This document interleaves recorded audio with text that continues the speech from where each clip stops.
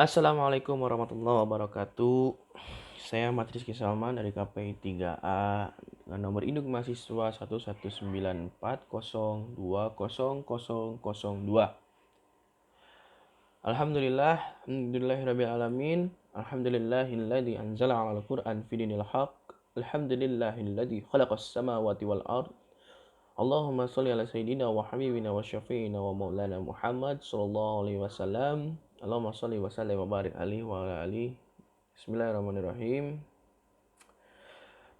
Saya di sini akan menjelaskan tema yang berjudul mewujudkan dakwah antar budaya menurut perspektif Islam. Dakwah adalah suatu kegiatan ajakan yang baik dalam bentuk lisan, tulisan, bahkan tingkah laku dan sebagainya, yang dilakukan secara sadar dan berencana dalam usaha mempengaruhi orang lain baik secara individual maupun kelompok agar supaya timbul dalam dirinya suatu pengertian, kesadaran, sikap, penghayatan, serta pengamalan terhadap ajakan agama sebagai message yang disampaikan kepada tanpa adanya unsur paksaan. Jadi, dakwah adalah sebuah ajakan bagi orang yang ingin menerima ilmu. Islam adalah ajaran yang sempurna yang Allah turunkan untuk mengatur kehidupan individu dan dalam masyarakat. Akan tetapi, kesempurnaan ajaran Islam hanya merupakan ide dan angan-angan saja jika ajaran yang baik itu tidak disampaikan kepada umat manusia. Lebih-lebih jika ajaran itu tidak diamalkan kepada kehidupan manusia. Jadi sebaik-baiknya manusia dan supaya ilmunya berkah, yaitu diamalkan kepada manusia. Oleh karena itu, dakwah merupakan suatu aktivitas yang sangat penting dalam keseluruhan ajaran Islam.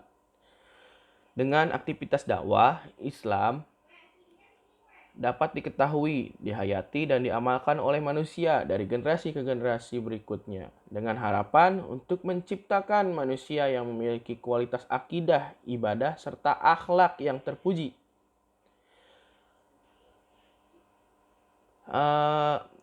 Dakwah ini disampaikan kepada umat manusia yang diperintahkan Allah untuk melaksanakan aktivitas dakwah.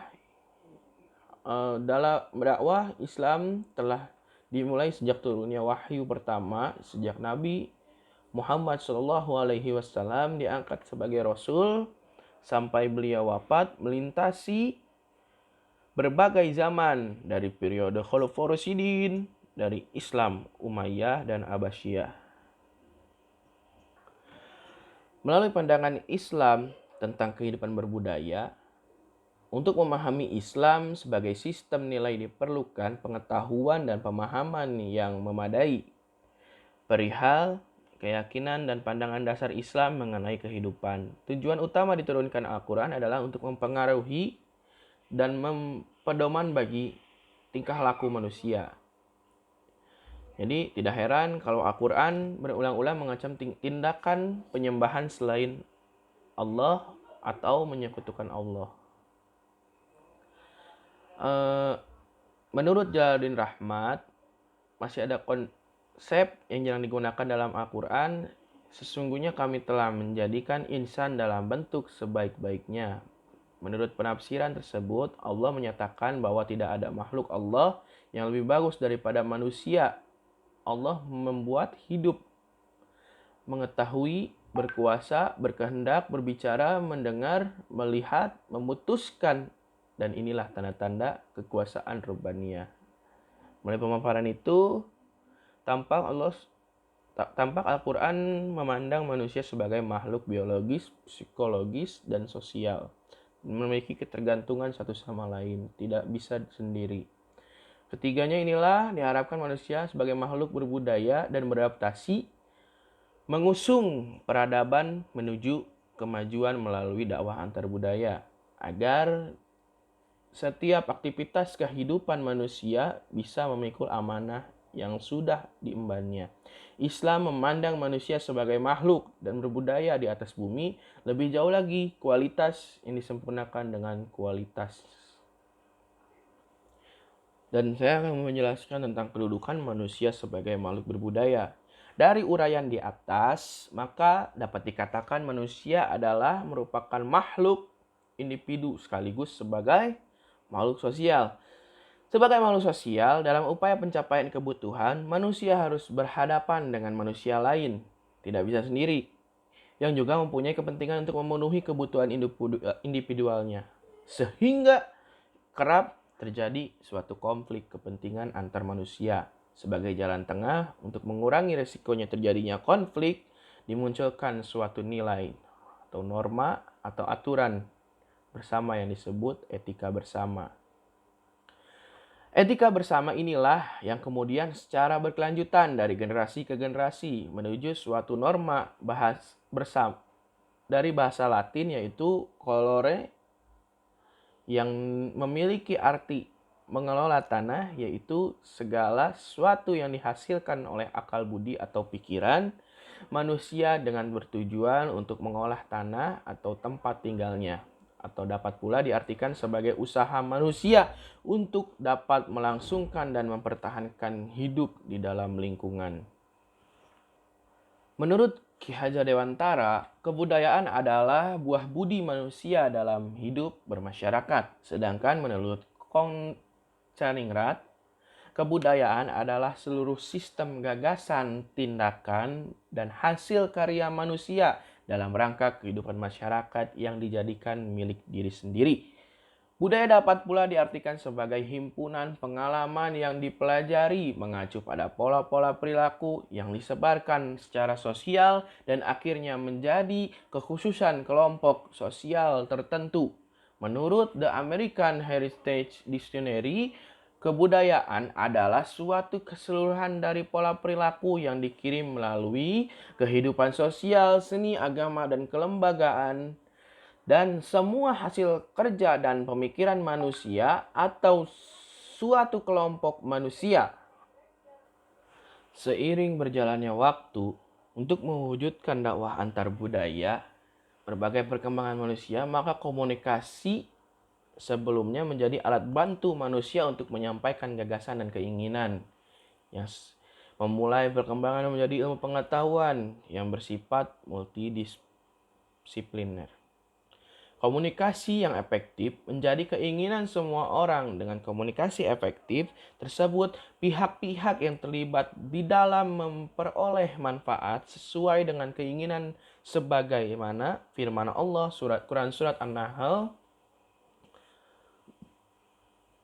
yang diartikan seluruh manusia kepada jalan Allah dengan hikmah dan pelajaran yang baik, dan berbuatlah kepada mereka dengan cara yang bijaksana. Sesungguhnya Allah lebih mengetahui dari orang-orang yang mendapat petunjuk. Jadi sebagai makhluk berbudaya, maka misi dakwah melalui pendekatan dakwah antar budaya, manusia selalu hidup bersama dan tidak dapat hidup sendiri. Dalam memenuhi kebutuhannya, sejak lahir manusia selalu berinteraksi satu sama lain. Ini dapat dilihat dari kehidupan sehari-hari. Semua kegiatan yang dilakukan manusia berhubungan dengan orang lain. Seperti bayi yang baru lahir berinteraksi dengan orang tuanya, ibunya. Begitu dalam perkembangan dibantu oleh anggota keluarga lain. Interaksi manusia dengan manusia tersebut menunjukkan bahwa manusia adalah makhluk sosial yang mempunyai budaya dan selalu hidup bersama serta tidak dapat hidup sendiri. Jadi sudah jelas bahwa manusia tidak akan mampu hidup sendiri untuk hidup di dunia ini. Lalu bagaimana supaya dakwah kita agar diterima masyarakat? Yaitu kita melihat budaya di daerah-daerah sekitar kita. Bagaimana sih supaya kita bisa diterima dakwahnya? Contoh pertama, seperti kita dakwah di kalangan masyarakat yang tidak menjalankan kunut. Jadi tidak menjalankan kunut itu kita harus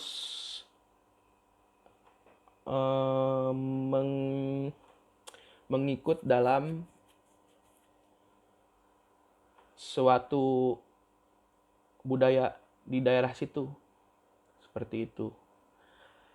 Baik, kesimpulannya yang dapat saya ambil yaitu kecenderungan dasar masyarakat terhadap kehidupan yang melingkupinya di samping kehidupan yang damai, harmonis, juga sangat rentan dengan tren dan konflik.